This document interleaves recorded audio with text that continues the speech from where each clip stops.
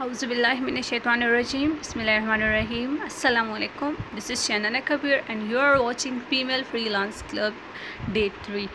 Okay, yesterday we have read about the content writing, that how the one can attempt a content writing and what are the main purpose of content writing, what are those steps that can be used by a person while writing a content writing.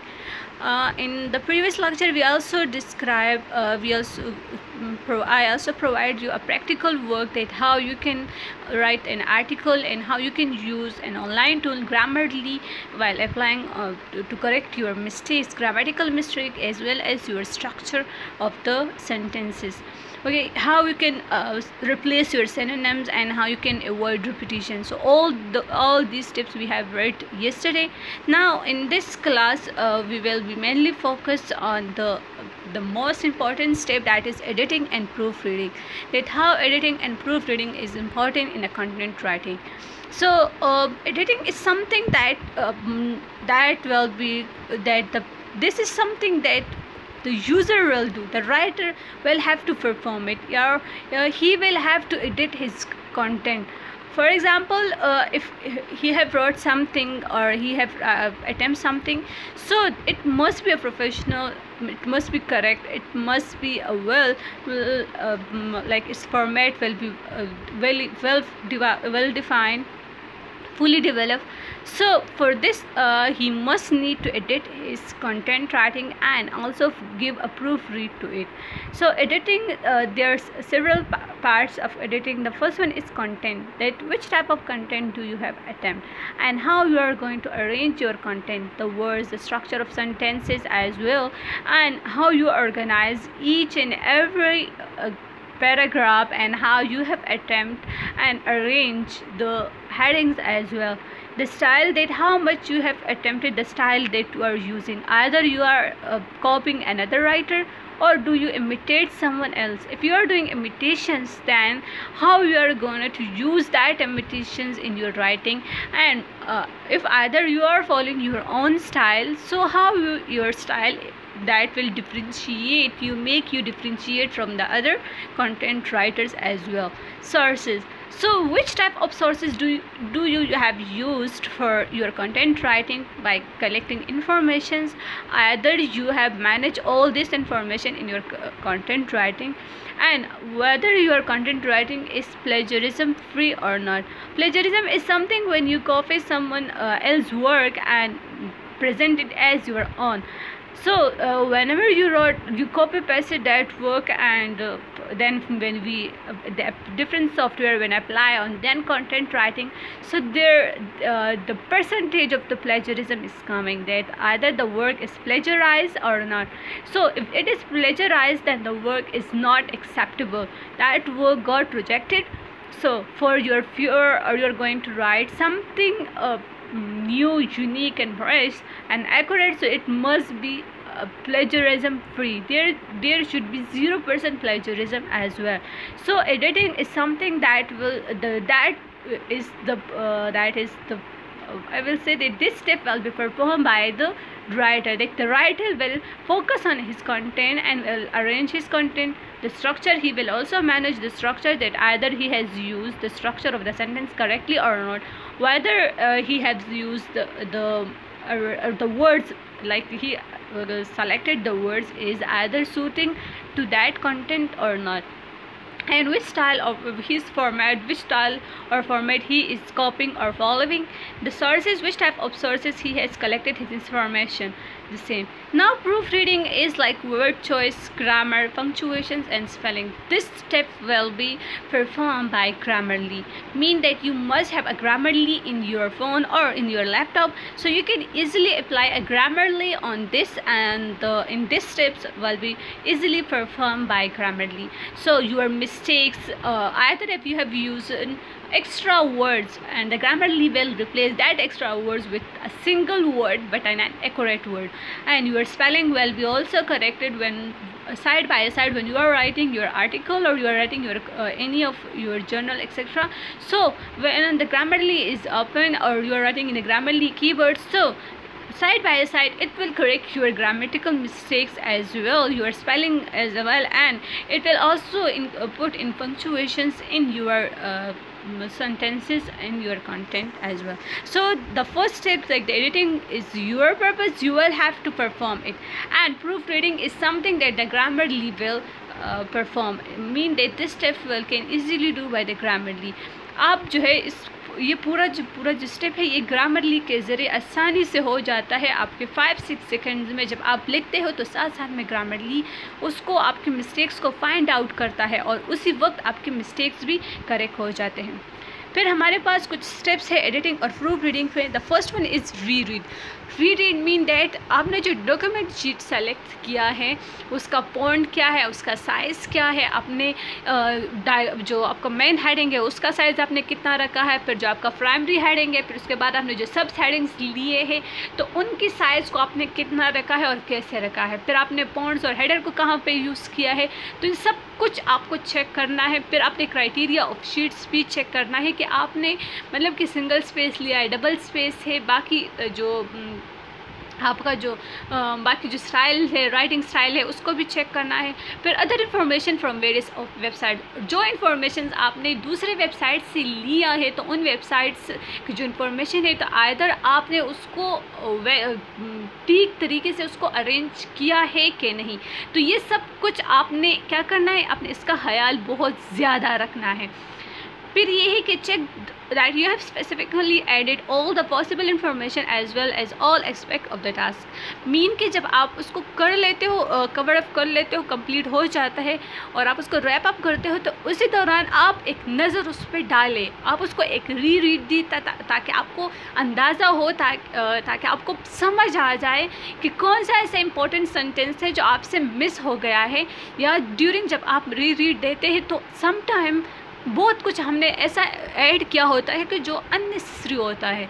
So after read आप उस चीज़ को eliminate कर लेते हो, आप उसको cut off कर लेते हो तब, क्योंकि वो आपको जब आप पढ़ रहे होते तो वो आपको ख़ुद अंदाज़ा हो जाता है कि ये वर्ड या जो सेंटेंस मैंने यहाँ पे यूज़ किया है या जिस चीज़ को मैंने यहाँ पे लिया है तो ये एक्यूरेट है कि नहीं है, या जो है ये इसके साथ मैच कर रहा है कि नहीं। तो आप वो चीज़ खुद दौरान रीड के दौरान उसको क्या कर लेते हो, टिक कर लेते हो। तो आपने लाजमी रीड करना है ताकि आपको पता चले कि जो आपने सेंटेंसेस यूज़ किए हैं या जो स्ट्रक्चर यूज़ किया है कि वो ठीक है कि नहीं। फिर आपका जो स्ट्रक्चर है वो कैसा होना चाहिए, सबसे पहले आपका इंट्रो होना चाहिए। इंट्रो में आपको ऑलरेडी मैंने कल आपको बताया भी था कि इंट्रो को आपने कैसे अटेम्प्ट करना है। तो आपका जो कंटेंट राइटिंग है वो डिपेंड करेगा, इवन सारे जितने भी काइंड्स ऑफ कंटेंट राइटिंग है नॉर्मली उसमें सबसे पहले आपका इंट्रोडक्शन पार्ट होता है, फिर सेकंड आपका बॉडी होता है और थर्ड आपका क्या होता है, कंक्लूजन होता है। इंट्रो में आपका जो basically just you have introduce your topic कि आप फर्दर क्या करने वाले हो और ये क्या चीज़ है और आप इसको फर्दर इसको कैसे प्रोसीड करोगे। And introduction is normally it is 2 or 3 paragraph and each paragraph contain 3 lines or 4 lines, no more lines, okay. फिर जो बाकी सारा डिटेल होता है, जो करेक्टरिस्टिक्स है या फिर काइंड्स है या फिर इम्पोर्टेंस है या फिर इसके जो फीचर्स है या फिर बाकी जितना भी इंफॉर्मेशन है, that will you include in the body portion. आपका जो बॉडी पार्ट होता है ना वही आपका एक्चुअली सारा एक्सप्लेनेशन होता है, आपका डिस्क्रिप्शन होता है, जो सब कुछ आपने डिस्क्राइब करना है इस टॉपिक के हवाले से, तो that will cover in the body portion. फिर आपका कंक्लूजन होता है। Conclusion is always a single paragraph, लेकिन आपका कंक्लूजन जो है वो शॉर्ट होना चाहिए, थोड़ा लिमिटेड होना चाहिए। It be just a summary but not the explanatory. जो आप इसको एक्सप्लेनेटरी मत करें, बस you have to just find out a few words, like you can select or collect a few words from your the introductions or from your body and make it your conclusion। लेकिन आपका conclusion भी एक para होना चाहिए, mean कि आपका conclusion 3 to 4 lines होना चाहिए, ज़्यादा नहीं।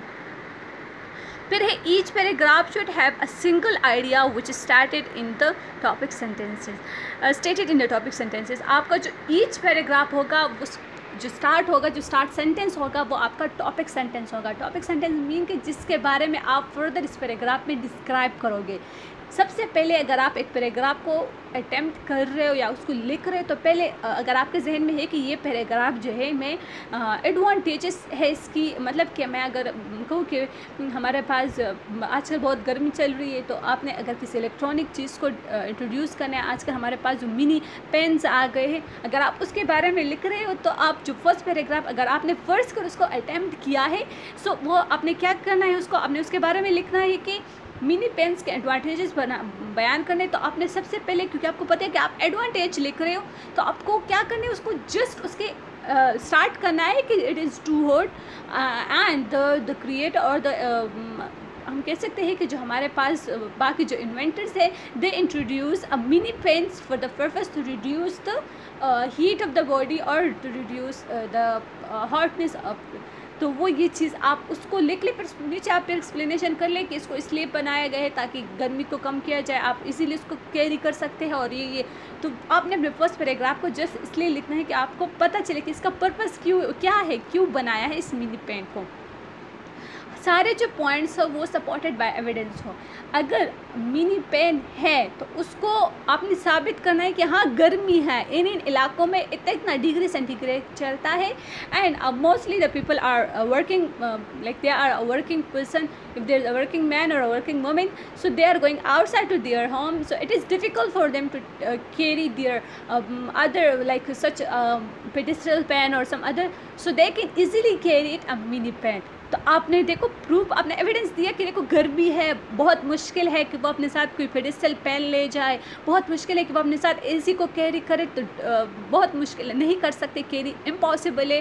तो इसलिए हमने मिनी पेन को इंट्रोड्यूस किया ताकि उनकी गर्मी की को रिड्यूस किया जाए, उनको कंट्रोल किया जाए। फिर लिंकिंग वर्ड्स और phrases should be use to create flow between paragraph, सबसे इंपॉर्टेंट, और ये बहुत सारे राइटर इस चीज़ में बहुत ज़्यादा मिस्टेक्स करते हैं। बहुत सारे जो न्यू भी राइटर्स होते हैं, जो बिगिनर्स होते हैं, उनको इस चीज़ का आइडिया नहीं होता कि हमने लिंकिंग वर्ड्स को कैसे पुट करना है। फॉर एग्ज़ाम्पल, उनको इस चीज़ का आइडिया नहीं होता कि बट को हमने कहाँ पे पुट करना है और येट को हमने कहाँ पे यूज़ करना है, स्टिल हमने कहाँ पे यूज़ करना है और फर्दर मोर एडिशनल को हमने कहाँ पे यूज़ करना है। तो कभी कभार वो क्या करते हैं, वो जब हम पढ़ रहे होते हैं तो वो बट की जगह उन्होंने येट यूज़ किया होता है, स्टिल की जगह उन्होंने समथिंग लाइक कुछ और यूज़ किया, नेवरथलेस यूज़ किया होता है, कभी उन्होंने जनरली यूज़ किया होता है जहाँ पे उसकी ज़रूरत भी नहीं होती। तो जब आप लिंकिंग वर्ड्स को गलत जगह पे पुट करते हो तो वो आपके सेंटेंस स्ट्रक्चर को मुकम्मल चेंज कर देता है, आपका जो मीनिंग ऑफ जो सेंटेंस होता है वो चेंज हो जाता है, क्योंकि आप कहना क्या चाहते हो और हो क्या रहा होता है। शायद अगर आप एक सेंटेंस है वो आप अपीलिंग है कि आप अपील करें अपने रीडर को, लेकिन वहाँ पे आपने एक कमांड यूज़ किया है, एक्सक्लेमेटरी मार्क्स को यूज़ किया है, तो वो क्या होगा, वो एक ऑर्डर सा उस पर आ जाएगा, वो अपीलिंग ख़त्म हो जाएगा। तो आपने लिंकिंग वर्ड्स का बहुत ज़्यादा ख्याल रखना है ताकि आपको जो सेंटेंस स्ट्रक्चर है वो भी करेक्ट रहे और वो जो मीनिंग्स वो दे रहे वो भी ठीक रहे। फिर आपको जो वर्ड्स चॉइस है, कोशिश करें कि जो आपने वर्ड्स यूज़ किए वो छोटे वर्ड्स हो, like don't go for the greater words. एक जगह पे आप एक वर्ड यूज़ करें और वो बहुत बड़ा वर्ड है तो अवॉइड डैट, आप ग्रामरली में उसका सिनोनिम चेक करें और अगर उसका सिनोनिम उसकी जगह पे एक छोटा सा वर्ड मौजूद है then you can replace that word easily without going to check your dictionary और समथिंग। आप उस बड़े वर्ड की बजाय उस छोटे वर्ड को ग्रामरली के साथ रिप्लेस करें, you can write that word.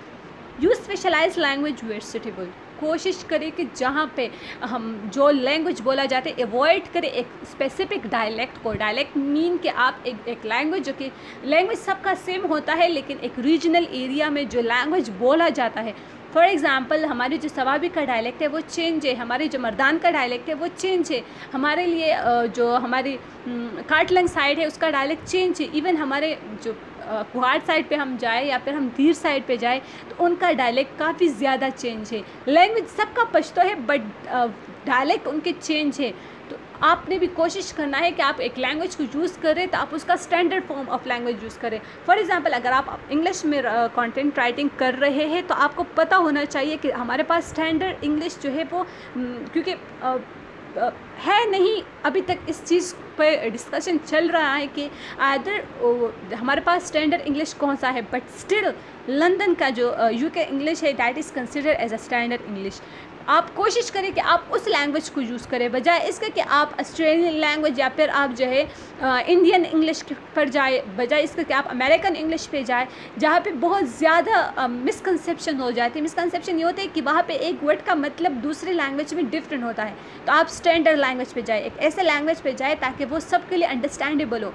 अगर आप इस स्पेसिफिक डायलेक्ट को फॉलो करोगे तो that language, that content will become very limited, that will become just for a specific community. फिर वो सिर्फ उन स्पेसिफिक कम्युनिटी के लिए अवेलेबल होगा, बाकी जो कम्युनिटी होगी that will be unable to understand that content. क्योंकि आप सबके लिए लिख रहे हैं, आप पूरी दुनिया के लिए लिख रहे हैं, then you must follow a standard language. Avoid word do not know, कोशिश करें उन अल्फाज को इग्नोर करें जो आप खुद नहीं जानते।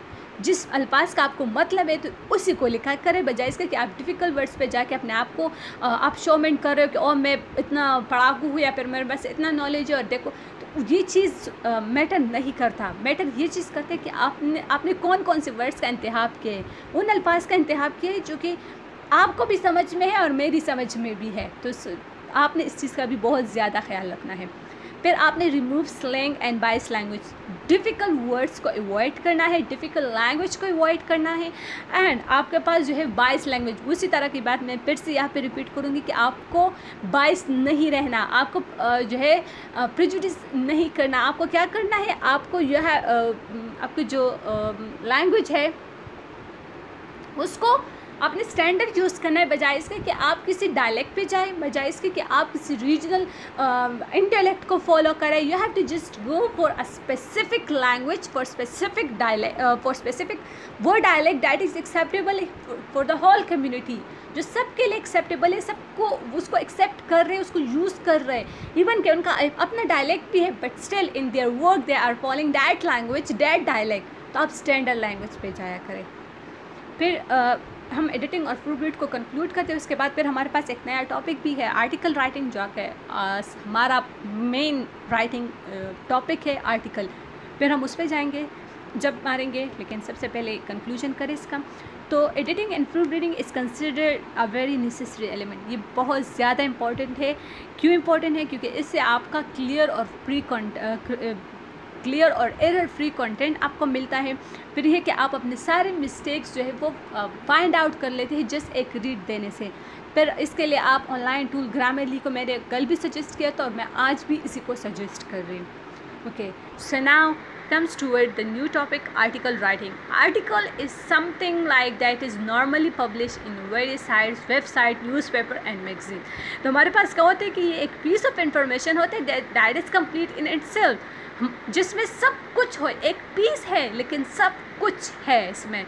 मतलब कि आप क्या करते हैं कि एक छोटा सा पीस लेते राइटिंग का और उसमें आपने सब कुछ बताया है। ज़रूरी ना हो कि एक्सप्लेनेशन हो, पर थोड़ा करके सब कुछ आपने इसमें इंक्लूड कर दिया है। जहाँ पे एक्सप्लेनेशन में 5-6 लाइन्स थे तो आपने यहाँ पे आर्टिकल में उसका एक लाइन में सब कुछ बता दिया हो।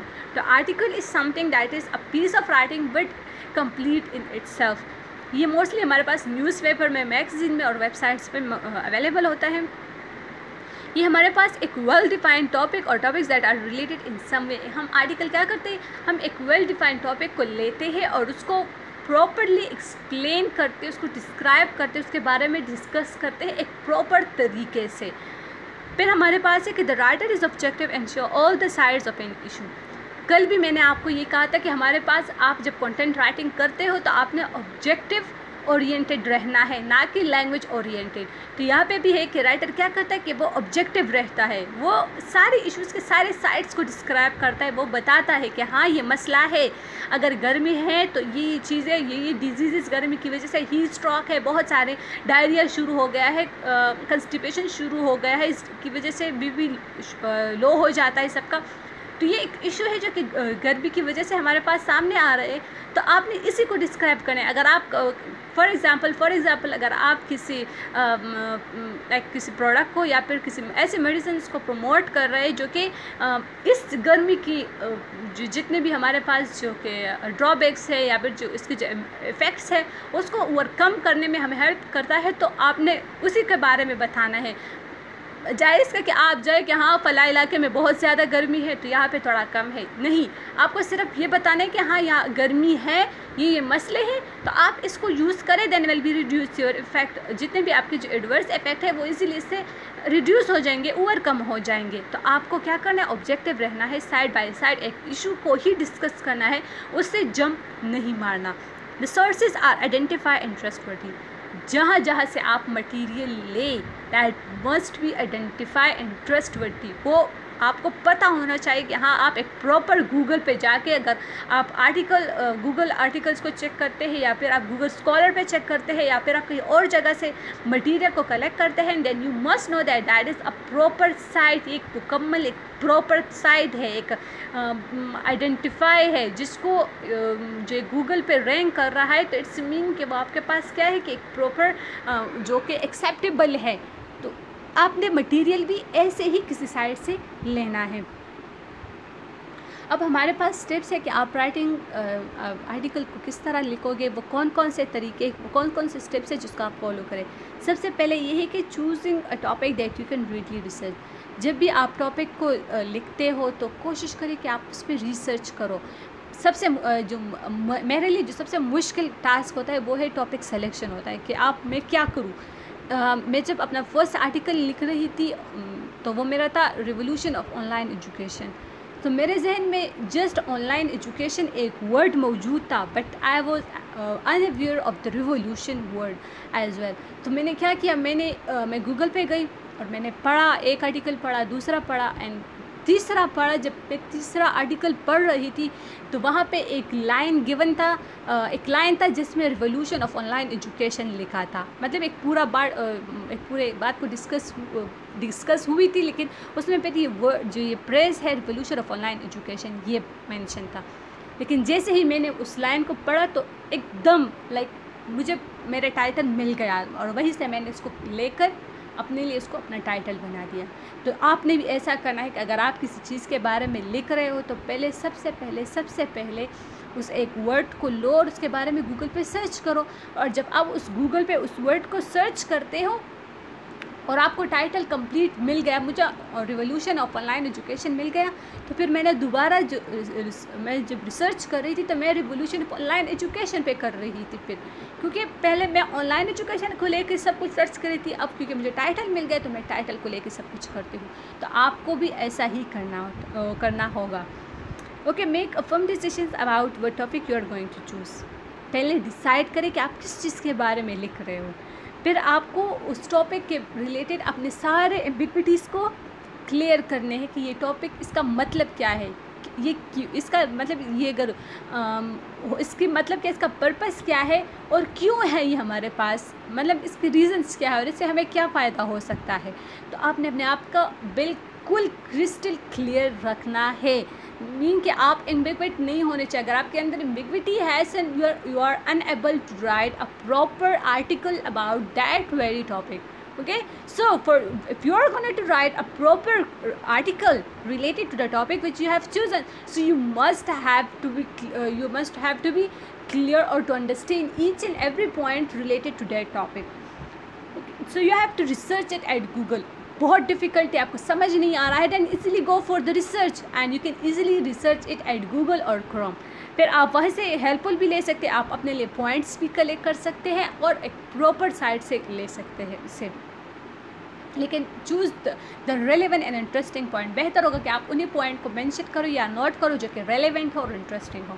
सेकंड स्टेप है कि limit your topic, sort out your point, eliminate boring and repetitive ones, be a very precise and relevant to topic, don't drag the subject matter just to fulfil words requirement.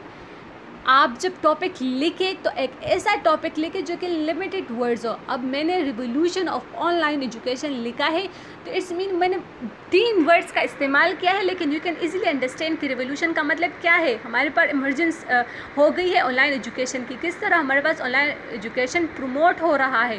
तो इन 3 word से आपको properly अंदाज़ा हो गया कि ये article किस चीज़ के बारे में है, इसमें हम क्या क्या पढ़ेंगे, ये किस चीज़ को डिफ़ाइन करे, किस चीज़ के बारे में इसको लिखा गया है। तो आपने क्या करना है, आपने भी अपने लिए एक ऐसा ही टॉपिक चूज़ करना है जो कि क्या हो, आपके वर्ड्स तो लिमिट हो लेकिन वो क्लियर हो, उसमें सब कुछ बयान किया गया हो, 3 वर्ड्स में सब कुछ हो उसमें। आपको मतलब कि वो अगर मैं पढ़ूँगी तो मुझे अंदाज़ा हो जाएगा कि हाँ इस टॉपिक में अब नीचे मैं ये जाके पढ़ूँगी, इसमें अब नीचे ये आने वाला है, ये टॉपिक इस चीज़ के बारे में है। तो आपको ये, और आप कोशिश करें कि बोरिंग और रिपीटिटिव वर्ड्स को यूज़ ना करें। एक जगह पे आप मतलब अगर टॉपिक लिख रहे हो तो कोशिश करें कि एक ही वर्ड है तो उसको लिखो, बजाय इसके कि आप 3-4 वर्ड्स को लेकर उसको रिपीट करो एक टाइटल में। तो रिपीटिशंस आपको आर्टिकल में भी नहीं करनी और टाइटल में भी नहीं करनी।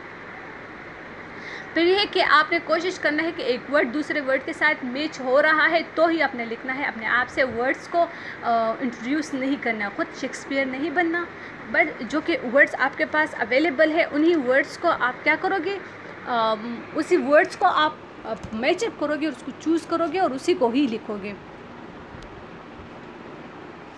फिर हमारे पास जो इसका पर्पस है कि आपको अपना पर्पस कैसे क्लियर रखना है। From very first sentence make the topic of writing clear. सबसे पहला जो आपका राइटिंग टॉपिक सेंटेंस है उससे आपको वो क्लियर होना चाहिए ताकि रीडर के लिए उसमें कोई डाउट ना हो, कोई एम्बिग्विटी ना हो। Write down inspiration if there is any. कोशिश अगर जहाँ पे आपको लगा कि ये चीज़ थोड़ा मेरे लिए थोड़ा डाइवर्ट हो रहा है अपने पाथ से, तो आप कोशिश करो कि आप ऐसे वर्ड्स को यूज़ करो, आप ऐसे सेंटेंसेस को यूज़ करो, या फिर आप ऐसे कोटेशन यूज़ करो जो आपके सेंटेंसेस को, आपके जो वर्क है, आपके जो कंटेंट है उसको ऑन द पाथ रखे। For reader it should be easy to understand. वही बात कि रीडर के लिए इसको अंडरस्टैंडेबल बना, ना कि ख़ुद के लिए। आपके लिए भी होगा, जब आप लिखोगे तो ऑफ कोर्स अंडरस्टैंडेबल होगा, लेकिन कोशिश करें कि वो रीडर के लिए भी उतना ही अंडरस्टैंडेबल हो। फिर है आपके पास के manage information from all the sources. आपको जो स्टेप 3 है कि आपने जो इन्फॉर्मेशन जिस सोर्स से लिया है उसको मैनेज कर दे। आपको पता होना चाहिए कि आपने अगर क्रोम और गूगल से इन्फॉर्मेशन लिया है तो उसको कहाँ पे, उस आइडिया को कहाँ पे पुट करना है, किस पैराग्राफ में आपने किस आइडिया को इंक्लूड करना है और कहाँ से इसको एलिमिनेट रखना है। तो ये सारी चीज़ें आपको क्या करना है, आपको इस चीज़ का भी ख्याल रखना है। ऐसा ना हो कि एक जगह पे आप एडवांटेजेस की बात करो और इन द मिड में आपने डिसएडवांटेज को भी साथ में कंपेयर किया हो, तो वो चीज़ ना करें क्योंकि उससे आप कंफ्यूजन क्रिएट कर रहे हो। तो आपने कोशिश करना है कि उसको क्लियर अलग अलग ही लिखें, सही है। फिर हमारे पास है कि स्टेप 4 हमारे पास है कि मेक आउटलाइन। आउटलाइन बहुत ज़्यादा ज़रूरी है। आउटलाइन आपको प्रॉपर एक तरीका देता है, आपको प्रॉपर एक मेथड देता है कि हाँ अब इसके बाद आपको क्या करना है। आप ये स्टेप कर लिया है तो इसके बाद आप किस स्टेप पे जंप करोगे, इसके बाद आप किस तरह अपने सेंटेंसेस को कंक्लूड करोगे। outline is just like a frame structure for your content writing, for your article. Mean जब आप एक ढांचा बनाते हैं, skeleton बनाते हैं, and the other thing like your words, your sentences and your phrases are the, वो क्या है आपके पास, वो हमारे पास गोश्त है जो कि उस पर हम डाल रहे, उस पर वो जो मटेरियल है वो उस पर हम डाल रहे। लेकिन जो आपका आउटलाइन है that is consider your skeleton of the article. तो आपने आउटलाइन लाजमी बनाना है। कभी कभार ऐसा होता है जब आप आउटलाइन बना लेते हो तो क्योंकि हमने इतना पढ़ा होता है कि हम कंफ्यूज हो जाते हैं कि इसको कहाँ पे लिखना है। तो जब आउटलाइन आपके पास होता है तो आप एक प्रॉपर तरीके आपको फॉलो कर रहे होते हैं और आप उसी तरीके पे ठीक जा रहे होते। अगर एक जगह आपने टाइप्स के बारे में बता दिया तो आप कंफ्यूज हो कि अब इसके बारे में मुझे क्या लिखना है, नीचे अगला पैराग्राफ में या अगला हेडिंग क्या चूज़ करूं। तो अगर आपने आउटलाइन बनाया है तो नीचे ऑटोमेटिकली आपके पास इंपॉर्टेंस होंगे या फिर नेसेसिटीज़ होगी या जो फैक्टर्स है वो होंगे। अगर आप भूल भी गए हैं तो easily go for the Google and check out the factors, already है तो आपके पास एक नया इन्फॉर्मेशन आ जाएगा, जो पहले आपने लिया था उससे बढ़कर आपके पास कुछ मिल जाएगा। तो इजीली आपके पास क्या होगा, आउटलाइन ये क्या है कि वो आपको एक पूरा तरीका बताता है जो कि बहुत ज़्यादा आसान है लिखना। दैट वेल मतलब कि आप फिर 2 घंटे में आसानी से लिख लेते हो, बहुत आसानी से, बहुत इजीली आप लिख लेते हो।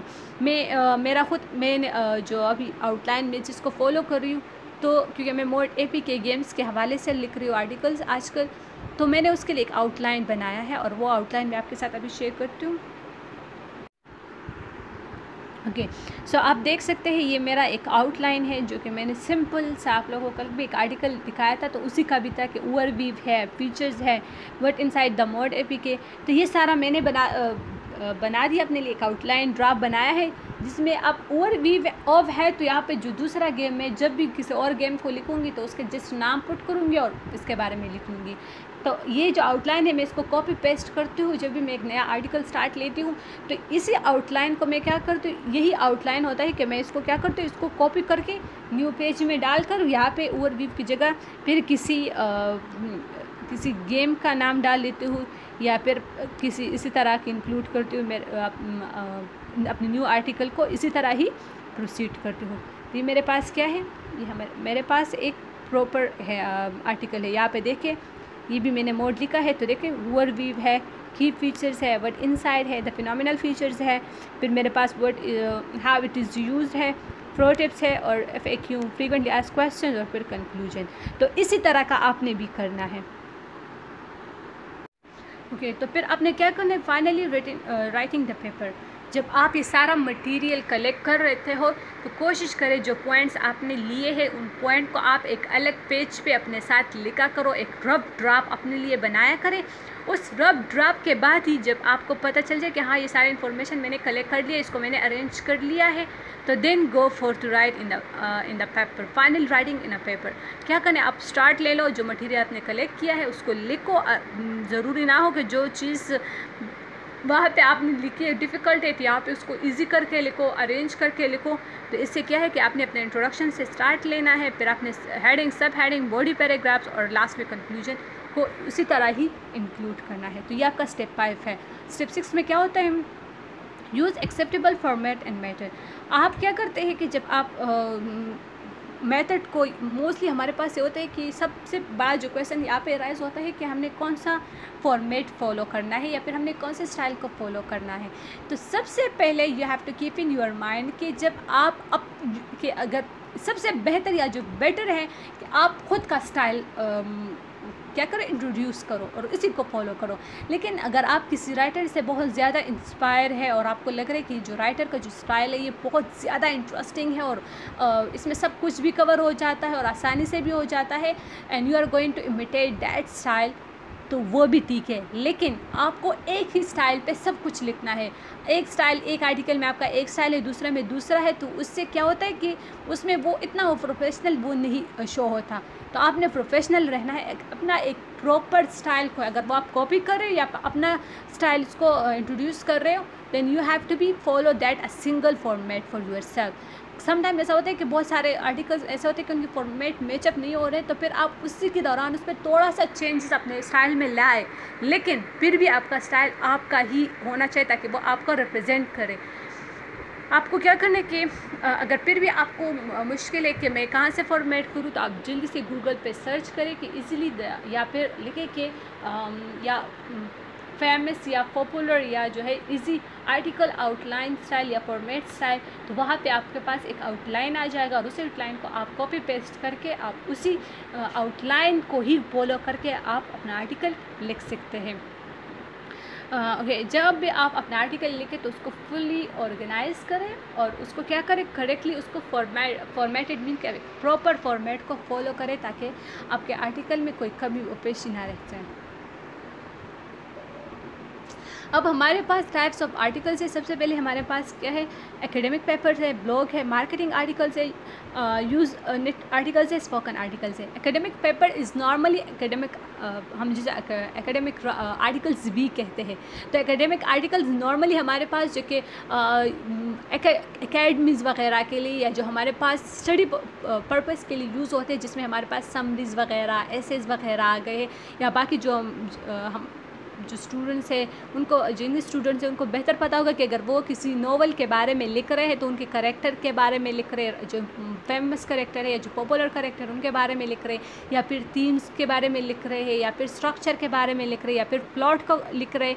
तो इस तरह के जो मटेरियल होते हैं उसको क्या कहते हैं, उसको एकेडमिक पेपर्स कहते हैं। और इनका भी मतलब कि ये तो ऑलरेडी आप जब नोट्स बनाते हो तो सेम टू सेम यही नोट्स आपके क्या होते हैं, एकेडमिक पेपर्स होते हैं। Blog. Blog is same like in article, ये भी हमारे पास आर्टिकल की ही तरह होता है, लेकिन आर्टिकल में चूँकि आपका वर्ड्स लिमिट बहुत ज़्यादा होता है, लेकिन जो ब्लॉग है इसका वर्ड्स लिमिट कम होता है। अब आर्टिकल जो होते हैं उसको आप एक प्रॉपर सोफिस्टिकेटेड और एक ख़ास पर्पस के लिए, एक फॉर्मल तरीके के लिए, फॉर्मल पर्पस के लिए आप उसको लिखते हैं, एक वेबसाइट के लिए आप लिखते हैं। लेकिन ब्लॉग जो होता है वो जस्ट ऐड, आप अपने रिव्यूज़, अपना ओपिनियन शेयर करते हैं। तो ब्लॉग क्या होता है, ब्लॉग हमारे पास एक शॉर्ट सा आर्टिकल होता है जिसमें हम अपना ओपिनियन देते हैं, किसी चीज़ के बारे में अपनी रिव्यूज़ देते हैं। फॉर एग्ज़ाम्पल अगर मैं एक अमेज़ॉन का एक प्रोडक्ट ले रही हूँ तो और मैं उसके बारे में ब्लॉग लिख रही हूँ, ब्लॉग पोस्ट लिख रही हूँ, तो मैं क्या करूँगी, मैं सबसे पहले उस प्रोडक्ट के डिस्क्रिप्शंस पढ़ूंगी कि ये प्रोडक्ट क्या है और इसमें क्या क्या चीज़ें इंक्लूडेड है। फिर इसके बारे में लोगों के क्या रिव्यूज़ है, मैं उनके रिव्यूज़ देखूंगी। अगर पॉजिटिव रिव्यूज़ बहुत ज़्यादा है so I will go for that article. मैं क्या लिखूंगी, ब्लॉग पोस्ट में क्या लिखूंगी, मैं उसके डिस्क्रिप्शंस लिख कर उसकी रिव्यूज़ कहूँगी कि हाँ मोस्ट ऑफ द रिव्यूज़ जो है वो in favour of this product है, क्योंकि इसमें ये क्वालिटीज़ है, तो इस वजह से लोग इसको एक्सेप्ट कर रहे हैं, इसको पसंद कर रहे हैं। तो blog post is your opinion, आप क्या चाहते हो, मतलब आपकी क्या राय है। तो ब्लॉग पोस्ट आपको मतलब कि ये चीज़ है, आर्टिकल चेंज है इससे। मार्केटिंग आर्टिकल क्या होते हैं, मार्केटिंग में जब हम किसी वेबसाइट को प्रमोट करते हैं, फॉर एग्जांपल अगर मुझसे एक अमेज़ॉन की या फिर एक कहते हैं कि मेरे वेबसाइट को आप प्रमोट करें, तो मैं उसी के बारे में लिखूंगी कि इस वेबसाइट पे आपको सब कुछ मिलेगा, ये चीज़ है वो चीज़ है, यहाँ पे आपको इजीली सब कुछ अवेलेबल है, इसकी शिपमेंट भी आसान है, आप इजीली किसी चीज़ को ऑर्डर करें हो तो आपकी ऑनलाइन शिपमेंट आसान हो जाती है, आपकी डिलीवरी भी होगी, आपकी पेमेंट भी आसानी से हो जाती है। तो सब कुछ आप जब किसी चीज़ की मार्केटिंग करते हैं, उसको सेल करते हैं, एक वेबसाइट की सेलिंग करते हैं या उसको मार्केटिंग करते हैं, किसी चीज़ को आप प्रमोट कर रहे हैं, then you will go for the marketing article. Usenet article is just like a simple article, जो बस आपके जहन में जो कुछ आया और आपने लिख लिया। उसके लिए मतलब आपको एक प्रॉपर रिसर्च की ज़रूरत भी नहीं है, बस जस्ट यू कैन से कि हाँ कि ये चीज़ ऐसा है तो ठीक है मैं इसके बारे में लिख लेती हूँ, या चीज़ मुझे ऐसा फील हुआ है तो मैं इसके मतलब एक चीज़ को मैंने ऐसा एक्सपीरियंस किया है, so I go for that thing to write in my article. तो यूज़ दैट वो आर्टिकल होता है। फिर हमारे पास spoken article we can call it a script. आप जब किसी वीडियो के लिए एक स्क्रिप्ट लिखती है so that is known as a spoken article. Sometimes आपने एड्स में देखा होता है कि कुछ एड्स आपको स्पोकन में अवेलेबल होते हैं कि ये चीज़ ऐसा है and you can go for this and you can find this thing, तो that is known as a spoken article. उसको एक रिटन में दिया होता है एंड देन एक प्रॉपर वॉइस ओवर को हायर करके उसी को वो उस चीज़ को पढ़ता है या फिर वो उसको स्पीक आउट करता है। जो वो स्पीकिंग करता है तो उसकी जो स्पोकन लैंग्वेज होती है उसको वो एक स्पोकन आर्टिकल हम उसको कंसिडर करते हैं। फिर हमारे पास आर्टिकल के कुछ एलिमेंट्स है। सबसे पहले हमारे पास हेडिंग है। तो हेडिंग हमारे पास क्या है, text at the top catch the attention of the reader. जो सबसे मेन हेडिंग होता है वो आपके आर्टिकल का, that is known as the headlines, जिसको हम हेडिंग्स भी बोलते हैं। फिर आपके पास बाय लाइन आता है। बाय लाइन में क्या होता है कि आपके पास जो नाम वगैरह होता है, जो आपका पोजीशन ऑफ द राइटर है, तो बाय लाइन में मोस्टली आपका जो आर्टिकल किसने लिखा है, कौन है, उसकी पढ़ाई क्या, मतलब उसका एजुकेशन क्या है और क्या करता है, तो जो स्टेटस होता है एक राइटर का, तो उसको हम बाय लाइन कहते हैं। फिर द लीड में हमारे पास वो सेंटेंसेस जिसको हाईलाइट किया गया हो, तो वो हमारे पास द लीड है। ओके, तो यहाँ पे आप देख सकते हैं मैंने अपना एक आर्टिकल किया है, ओपन कर लिया है। तो यहाँ पे आप देख सकते हैं जो मेन हेडिंग है हमारा रिवोल्यूशन ऑफ ऑनलाइन एजुकेशन, ये हमारे पास बेसिकली हेडिंग है। फिर आप जो आपका ये नीचे जो गिवन है शानदाना कबीर और ये सब कुछ जो डेट जहाँ पर कब मैंने इसको पब्लिश किया है और ये सब कुछ उसमें गिवन है, तो ये मेरा बाय लाइन है। अब इसके बाद जो मेरा मटीरियल है, जिसको आप देख सकते हो कि ये सारा मटीरियल क्या है मेरा, तो that is known as the lead, जिसको हम द लीड भी बोलते हैं, लेकिन ये चीज़ हमारे पास क्या है, द लीड में आता है। अब बाकी जो है यहाँ पे ये सब कुछ आप देख सकते हो, ये पूरा देखें, ये सारा है, इसमें पूरा एक आर्टिकल है। मैं यहाँ पे इस पर क्लिक कर रही हूँ ताकि आपको बाकी आर्टिकल्स का भी वो अंदाज़ा हो जाए।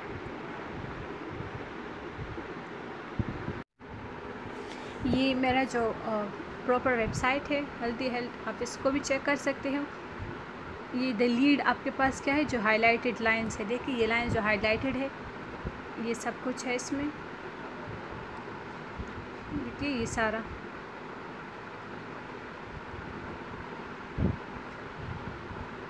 तो ये क्या है हमारे पास एक प्रॉपर इसमें जो आर्टिकल का प्रॉपर एक जो ये एलिमेंट्स है, होपफुली आपको ये अंडरस्टैंड हो गए होंगे। तो अब हमारे पास differences between article and blog post. आप किस तरह हम आर्टिकल को ब्लॉग पोस्ट से डिफ्रेंशिएट कर सकते हैं। Your opinion not allowed. Article में आप अपना ओपिनियन नहीं देते, बल्कि एक चीज़ आपको टॉपिक मिल जाता है, एक कीवर्ड आपको मिल जाता है और आप उसको लेकर उस पर रिसर्च करते हो और उसी को ही उस रिसर्च के बेस पे आप अपना एक आर्टिकल लिखते हो। लेकिन ब्लॉग पोस्ट मोस्टली आपका अपना ओपिनियन होता है, आप किसी चीज़ के बारे में अपना ओपिनियन पेश करते हैं, अपने रिव्यूज़ देते हो। फिर wrote it after complete research, और हमेशा आर्टिकल को आप अपनी रिसर्च, एक कंप्लीट रिसर्च के बाद ही लिखते हैं। लेकिन यहाँ पे आपको किसी रिसर्च की ज़रूरत नहीं होती, बट जस्ट आपको एक चीज़ के बारे में आइडिया है तो ठीक, नहीं है तो उसके बारे में आइडिया सिर्फ आइडिया के लिए आप उसको पढ़े, देखें and right a blog post for it. फिर इसका जो साइज़ जो लॉन्गर दैन 300 वर्ड्स, आर्टिकल्स का नॉर्मली आप 300 से लेकर अबव जा सकते, 3000 4000 तक लिख सकते हैं। लेकिन ब्लॉग पोस्ट आपके पास उसकी जो वर्ड्स रेंजिंग है वो 200 टू 600 है, मतलब आप 600 से ज़्यादा एक्सीड नहीं कर सकते। वो अगर आप करेंगे तो वो फिर थोड़ा ऑकवर्ड लगता है। मोर सोफिस्टिकेटेड राइटिंग स्टाइल, इसका एक प्रॉपर आप फॉर्मेट फॉलो करते हैं। मैंने आपको प्रीवियस भी कहा कि आप आर्टिकल में प्रॉपर एक फॉर्मेट को फॉलो करते हैं, कॉपी करते हैं, उसी के में ही लिखते हैं। लेकिन ब्लॉग पोस्ट है वो एक कैजुअल राइटिंग है, उसके लिए कोई ख़ास फॉर्मेट रिक्वायरमेंट नहीं है। Editor need to publish it, article ज़्यादातर इसको पब्लिश किया जाता है, जबकि ब्लॉग पोस्ट जो है वो एक वेबसाइट अगर आपको ब्लॉग पोस्ट दे दे तो वो आपसे जस्ट आपके रिव्यूज़ मांग रहे होते हैं। वो अपने रिव्यूज़ को इंक्रीज़ करने के लिए, उसको इम्प्रूव करने के लिए वो आपसे ब्लॉग पोस्ट लिखवाते हैं। फिर कुछ ऐसे भी होते हैं जो कि प्रमोट करते हैं तो इसलिए आपसे ब्लॉग पोस्ट लिखवाते हैं। कुछ ये होते हैं कि वो सर्वे करते हैं तो सर्वे के लिए वो आपसे ब्लॉग पोस्ट मंगवाते हैं। तो वो ये कि वो उनकी मर्ज़ी, अगर वो चाहे तो उसको पब्लिश करे या ना करे, फिर वो आप पे डिपेंड करता है कि आपने एक ब्लॉग पोस्ट लिख लिया है और आपने उसको तो दे दिया, लेकिन you want to publish it, आप अपने इसको अलग से पब्लिश कर ले कि हाँ मेरे पास सैम्पल है, मैंने ब्लॉग पोस्ट लिखा है। फिर क्या है कि आर्टिकल इज़ अ पीस, अब ये कंक्लूजन है, यही चीज़ है कि आर्टिकल हमारे पास एक पीस ऑफ इंफॉर्मेशन होता है जिसमें सब कुछ अवेलेबल है। लेकिन ब्लॉग पोस्ट भी सेम आर्टिकल है, लेकिन इसमें हमारे पास जिसका जो स्टाइल है, वर्ड्स नंबर है और पर्पस है वो क्या है, चेंज है। मैं आपके पास एक ब्लॉग पोस्ट का एग्जाम्पल शेयर कर रही हूँ। ये एक ब्लॉग पोस्ट है जो कि लिखा गया college of apply science and arts blog. ये एक यूनिवर्सिटी है हमारे पास और उस यूनिवर्सिटी ने saint George state university and advancement team, okay, ये उसके बारे में लिखा है। उसको एक यूनिवर्सिटी को विज़िट किया है और उस यूनिवर्सिटी के बारे में किस में क्या है, इसकी एजुकेशन कैसा है, और मतलब अब एक यूनिवर्सिटी को प्रमोट किया है तो उन्होंने ये आर्टिकल लिखा है। यहाँ पे एक दूसरा आर्टिकल है, वो guide to fibreglass pool cost, जो हमारे पास फाइबर ग्लास होते हैं उसको प्रमोट करने के लिए इसके बारे में ये जो ब्लॉग पोस्ट है इसको लिखा गया है। देखिए आप खुद देखें कि एक छोटा सा आपके पास गिवन है, एक छोटा सा है जिसमें इसका पर्पस भी बताया गया है कि इसको आप कैसे ख़रीद सकते हो। देखो, कैन स्टार्ट अराउंड $20,000, इसी तरह आप देख सकते हो कि बाकी इसके ऑप्शंस भी है।